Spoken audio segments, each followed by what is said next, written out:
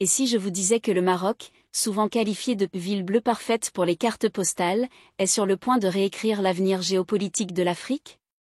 Oui, le Maroc, pas l'Occident, pas la Chine, mais une nation africaine voisine, intervient pour sauver le Sahel de l'asphyxie économique et politique. Prenez un instant pour méditer sur cette idée. Imaginez une région, abritant le Burkina Faso, le Mali et le Niger, étouffant sous les blocages commerciaux, écrasée par des sanctions soutenues par l'Occident et luttant pour survivre au milieu de bouleversements politiques. Maintenant, imaginez une bouée de sauvetage.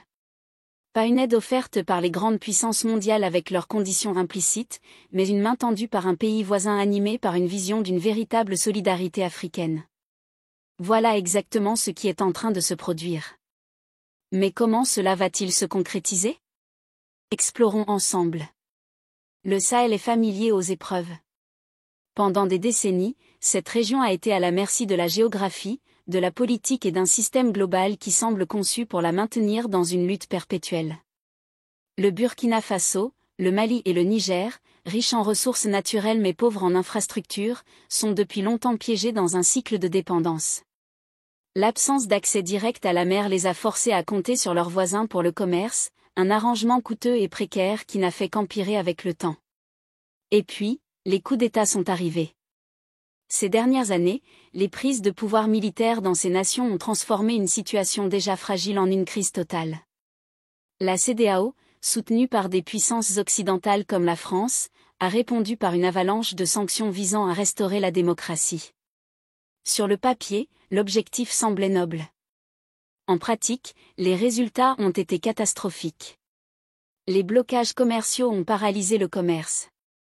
Les vivres, le carburant et les médicaments sont devenus des luxes rares, laissant 1 million de personnes au bord de la famine. Les prix ont grimpé en flèche, et les marchés locaux se sont effondrés sous le poids des chaînes d'approvisionnement restreintes. Ces sanctions, au lieu de mettre la pression sur les dirigeants de ces nations, ont puni les citoyens ordinaires, ceux qui sont les moins responsables du chaos politique. Mais le problème n'est pas uniquement économique, il est profondément politique.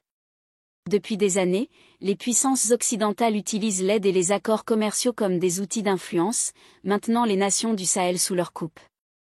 Cette dépendance a suscité du ressentiment, et ces dernières années, ce ressentiment a explosé. Le sentiment anti-occidental monte, et les appels à l'autosuffisance se font de plus en plus pressants.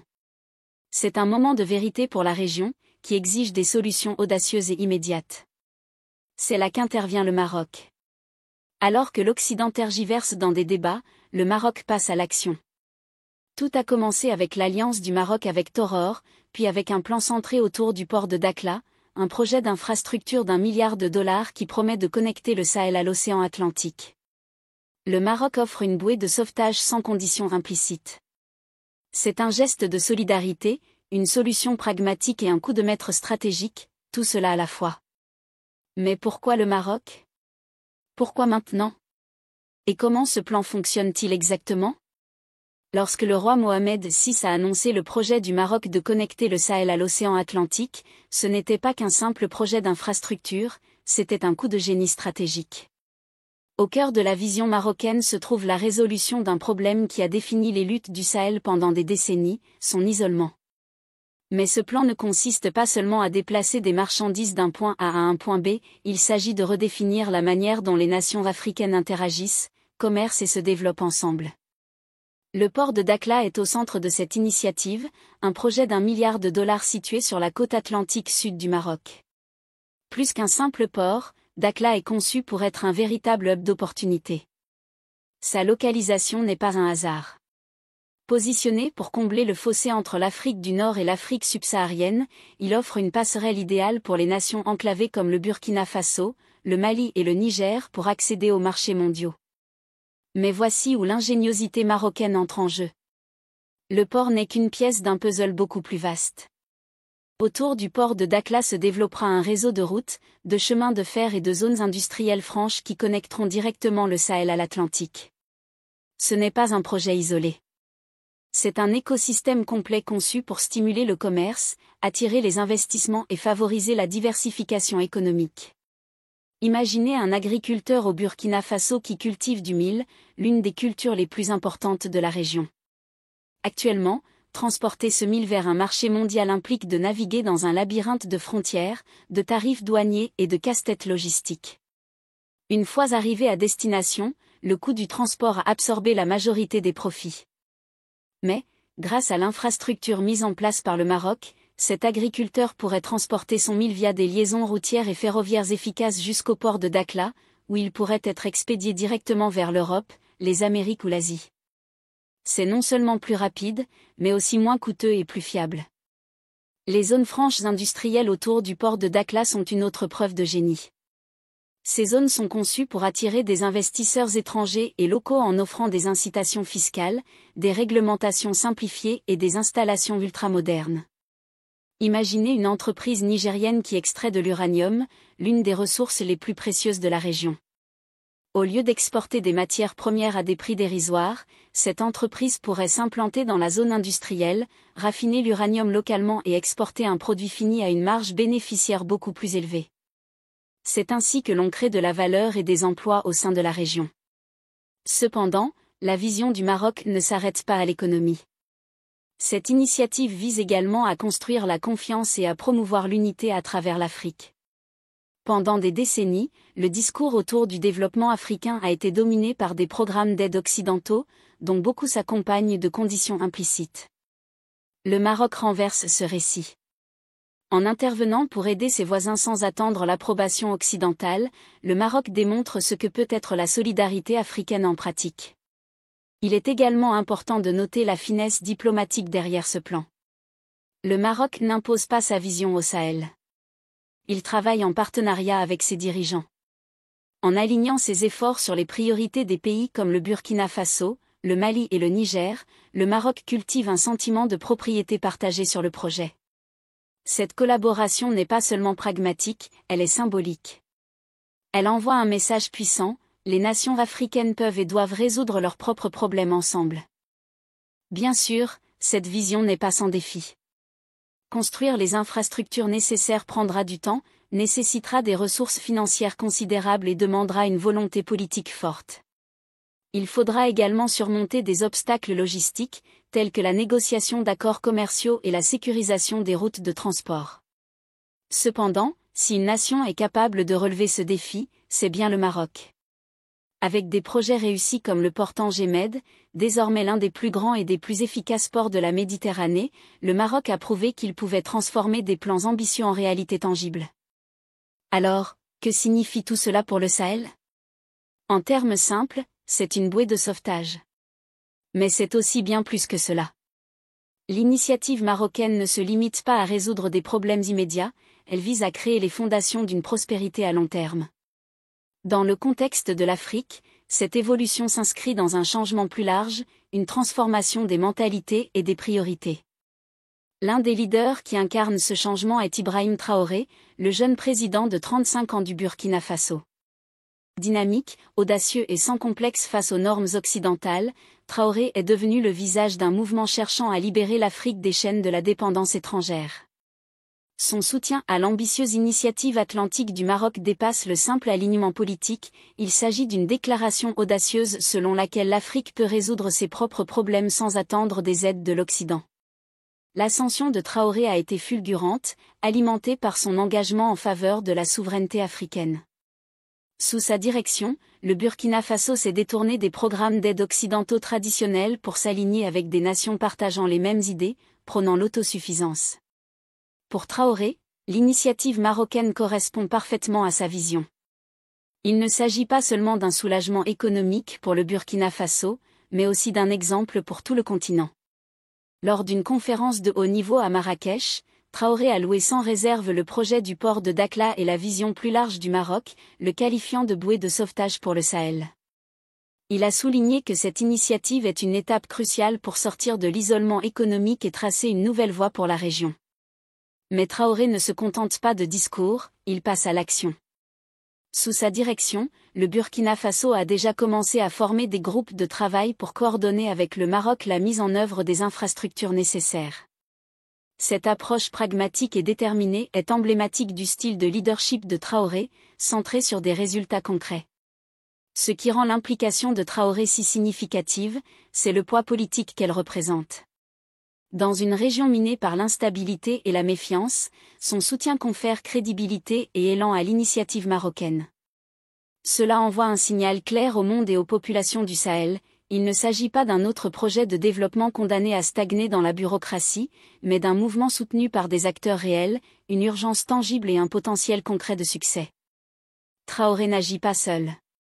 Ses homologues au Mali et au Niger ont également exprimé leur soutien à l'initiative, reconnaissant son potentiel transformateur. Ensemble, ces dirigeants présentent un front uni, défiant le statu quo des systèmes d'aide et de commerce dominés par l'Occident. Leur message est clair. L'Afrique n'a pas besoin de puissances extérieures pour dicter son avenir. Elle peut, et elle le fera, tracer sa propre voie. Cette collaboration entre le Maroc et les dirigeants du Sahel marque un tournant dans l'approche du développement par les nations africaines. Au lieu de chercher des solutions à l'extérieur, elles se tournent vers elles-mêmes et les unes vers les autres. Ce sentiment de solidarité est crucial, non seulement pour le succès du projet du port de Dakhla, mais aussi pour la vision plus large de l'unité africaine que des leaders comme Traoré défendent. Au cœur de cette unité réside une compréhension partagée du potentiel du Sahel. Malgré ces défis, la région regorge de ressources et de talents. Traoré et ses alliés considèrent l'initiative marocaine comme un moyen de libérer ce potentiel, non pas en comptant sur une aide extérieure, mais en construisant les infrastructures et les partenariats nécessaires à l'autosuffisance. Il ne s'agit pas seulement de routes commerciales, mais d'un véritable processus d'autonomisation. La vision de Traoré va au-delà de l'économie. Il perçoit l'initiative marocaine comme un moyen de promouvoir la stabilité dans une région secouée par des bouleversements politiques. En offrant une voie claire vers la reprise économique, le projet du port de Dakhla donne de l'espoir à des millions de personnes désillusionnées par les promesses des interventions occidentales. C'est une chance de prouver que les solutions africaines peuvent fonctionner, et qu'elles peuvent fonctionner mieux que tout ce qui est imposé de l'extérieur. Bien sûr, la route à venir ne sera pas sans obstacles. Les défis logistiques et politiques liés à la construction et à la maintenance d'un réseau d'infrastructures aussi vaste sont immenses. Mais pour des dirigeants comme Traoré, les risques en valent la peine. Car ce qui est en jeu, ce n'est pas seulement l'avenir économique du Burkina Faso ou du Sahel, mais la possibilité d'une nouvelle ère pour l'Afrique, une ère où le continent prendra enfin le contrôle de son propre destin. Cependant, certains critiques affirment que les nations africaines auront toujours besoin d'aide, comme elles en ont besoin actuellement du Maroc. Est-ce vrai ? Le monde parle du Sahel comme s'il s'agissait d'un patient sous assistance respiratoire. Donc tous les opérateurs ont investi dans ce sens, de transformation donc de nos matières premières. Les analystes s'inquiètent, les gros titres crient à l'instabilité, investisseurs étrangers et les agences d'aide qui rédigent des doutent rapports encore interminables. des capacités du Burkina. Mais voici que le la Burkina vérité est une que aubaine personne ne veut admettre. d'investissement. Le Sahel n'est pas en train de mourir. Il attend les bonnes conditions pour s'embraser. Le Maroc ne vient pas sauver le Sahel comme un sauveur descendant des cieux. Il apporte quelque chose de bien plus puissant, une allumette, posant la région à enflammer le brasier de son potentiel. Soyons clairs, le Burkina Faso, le Mali et le Niger ne sont pas impuissants. La narration qui présente le Sahel comme perpétuellement en besoin de sauvetage ignore la force brute, la résilience et les ressources Cette que possèdent ces initiative nations. est l'illustration parfaite de notre politique d'industrialisation. Il faut féliciter les promoteurs qui ont pu donc mettre en place ce projet. Étouffé par une dépendance à l'aide occidentale il et s'agit de soumise aux prendre la caprices de matière la première géopolitique sous notre sol, internationale, ont maintenu la le transformer potentiel du ici Sahel en dans une sommeil. unité de calcination, La et région dire en n'est pas matière dépourvue secondaire, d'ambition, qui va mais finir elle manque maintenant des dans la moyens pour la cimenterie en réaliser. produit fini, qui sera Ibrahim consommé Traoré ici le au comprend Burkina. mieux que quiconque. Donc c'est tout ce que nous souhaitons, Son que nos style de matières premières leadership puissent ne être consiste pas à transformées lancer sur des place. solutions, mais à trouver Il y des aura beaucoup d'emplois partenaires qui qui seront respectent créés, la tant au capacité niveau du du Sahel jugement à se tenir exploité, debout. qu'au niveau de Avec son l'usine de initiative calcination ici, atlantique, le et Maroc aussi n'intervient au pas niveau pour donc de la dicter des termes cimenterie. ou imposer des Et je conditions. pense que Au lieu l'unité de solaire cela, qui il accompagne offre doit une permettre de baisser plateforme, les coûts de un moyen production. pour le Sahel Et de nous libérer espérons sa que dans puissance quelques années, latente. cette technologie qui va se Le port de vulgariser Dakhla n'est pas qu'un port, permettra de c'est réduire un donc les coûts déclencheur. du C'est ciment. l'infrastructure qui Donc c'est permettra au un Sahel signal de se fort. connecter au marché Nous mondial, les encourageons transformant ses et nous richesses encourageons donc naturelles tous en les levier opérateurs à économique. investir dans ce sens, Le de Sahel est une transformation région donc riche de en nos matières ressources premières, convoitées par le monde et entier. inviter L'or, les l'uranium et investisseurs les produits étrangers agricoles qui pourraient qui doutent transformer les encore donc économies des locales. capacités du Burkina, que le Pourtant, Burkina est une ces aubaine ressources ont historiquement d'investissement été extraites et exportées et sous leur forme toutes les brute, commodités sont avec mises en des place pour profits pouvoir qui les s'écoulent hors accompagner. des frontières au lieu de contribuer à la création de richesses au sein des pays eux-mêmes. Pourquoi ? Parce que la région a manqué d'infrastructures pour transformer transformer ses ressources localement et d'accès aux routes commerciales qui lui permettraient de négocier d'égal à égal. Je préside en ce jour, le plan du Maroc 8 août 2024, la présente cérémonie dépose la première pierre de l'unité de calcination d'argile en vue de la production de ciment de la société Ciment de l'Afrique, Cimaf Burkina Faso. Première du genre dans notre pays. Cette unité industrielle d'un coût estimé à 30 milliards de francs CFA et la centrale solaire qui l'accompagne d'un coût de 3,3 milliards de francs CFA contribueront à n'en point douter au renforcement du tissu industriel de la ville de Ouagadougou en particulier et du Burkina Faso en général. Ma présence ici ce matin témoigne de mon engagement personnel et du soutien sans équivoque du gouvernement de transition en faveur du développement du secteur industriel de notre pays, facteur véritable de création d'emplois. Mais elles ouvrent également des possibilités pour que les populations locales innovent, gèrent et dirigent. Les programmes de formation professionnelle liés au port de Dakhla équiperont les habitants du Sahel avec des compétences qui non seulement soutiendront le projet, mais transformeront également leur communauté. Certains critiques pourraient affirmer que le Sahel aura toujours besoin d'aide, qu'il retombera forcément dans un cycle de dépendance.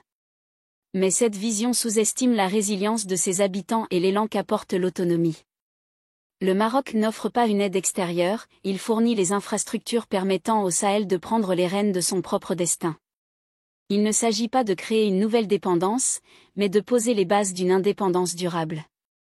Lorsqu'un agriculteur au Niger pourra exporter des céréales transformées au lieu de simples récoltes brutes, lorsqu'un mineur au Burkina Faso pourra raffiner et emballer de l'or pour les marchés internationaux, et lorsqu'un jeune entrepreneur malien pourra lancer une entreprise logistique desservant le corridor atlantique, c'est à ce moment-là que le potentiel du Sahel, aujourd'hui en dormance, deviendra une réalité flamboyante.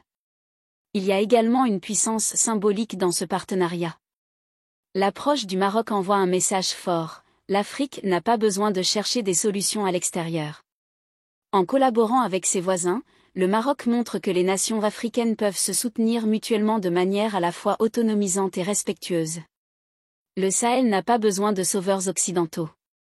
Il a besoin d'alliés africains qui reconnaissent sa valeur et investissent dans son avenir. Et pour ceux qui doutent encore de la capacité du Sahel à se redresser, il suffit de considérer ceci. Ce qui lui manque, ce n'est pas le potentiel, mais une chance équitable. Historiquement, l'Occident a contrôlé les routes commerciales, dicté les conditions des engagements économiques, et profité des ressources du Sahel tout en laissant la région gérer les conséquences. L'initiative du Maroc ne se contente pas d'être une bouée de sauvetage, elle rééquilibre les rapports de force. Elle donne au Sahel la possibilité de commercer selon ses propres termes, de produire et d'innover localement, et de tracer un avenir qui appartient à ses habitants. En fin de compte, le Sahel n'a pas besoin d'être sauvé. Il a besoin de l'opportunité de se sauver lui-même. Le Maroc offre l'allumette, mais c'est au Sahel de l'enflammer. Le potentiel est là, prêt à s'embraser et à se transformer en quelque chose d'extraordinaire. Ce que nous observons ici n'est pas simplement un changement économique. C'est le début d'une révolution dans la manière dont les nations africaines se perçoivent. Non plus comme des patients sous assistance respiratoire, mais comme des puissances prêtes à être libérées. Et qu'en est-il de l'Occident pendant ce temps ? L'Occident, autrefois chef d'orchestre de la géopolitique africaine, se retrouve désormais à regarder, impuissant, depuis les coulisses, alors qu'Ibrahim Traoré et le Maroc joignent leurs forces, dansant sur un rythme qui semble étranger aux oreilles occidentales. Ce n'est pas juste une alliance, c'est une performance. Une chorégraphie soigneusement calculée qui creuse plus profondément dans le sol où sont enterrés le colonialisme, l'impérialisme et la cupidité néocoloniale. Chaque pas de cette marche est un défi, une rupture, et surtout, une oraison funèbre. Mais sur quelle tombe marche-t-il ? La réponse se trouve dans l'ombre étendue par la domination occidentale en Afrique. Pendant des siècles, l'Europe, puis les États-Unis, ont dicté les termes de l'existence politique et économique de l'Afrique. Ce qu'on a appelé la « ruée vers l'Afrique » a découpé un continent riche en ressources, réduisant ces nations à des pions dans un jeu auquel elles n'avaient jamais demandé à participer.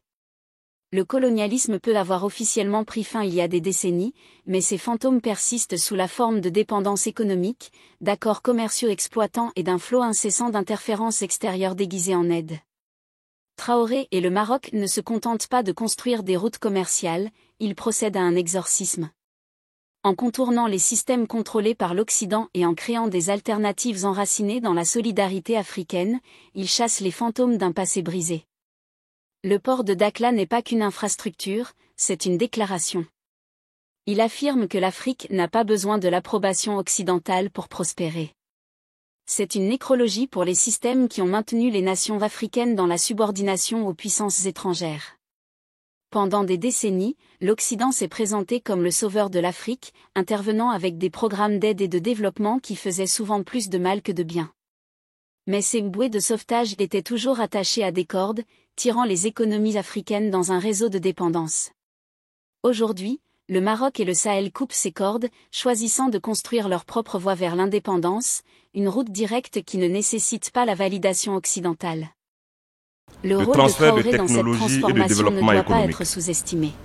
Je tiens ici à saluer et à remercier de manière renouvelée les opérateurs économiques nationaux pour leur résilience et leur engagement patriotique aux côtés de l'État pour bâtir une économie nationale forte, décomplexée, innovante et souveraine.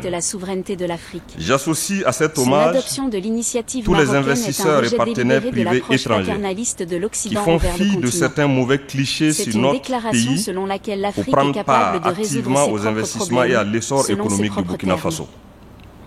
Avant de poursuivre mon propos, je voudrais rendre un hommage appuyé et renouvelé aux forces de défense et de sécurité et aux volontaires pour la défense de la patrie qui paient de leur vie pour que notre pays reste debout, libre, fier et prospère.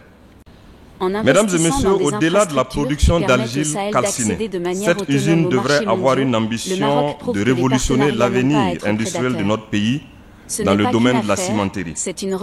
Le recours à une centrale solaire dans le cadre de l'exploitation de cette unité est conforme à la volonté politique du gouvernement de faire de l'énergie renouvelable un des piliers de notre développement national.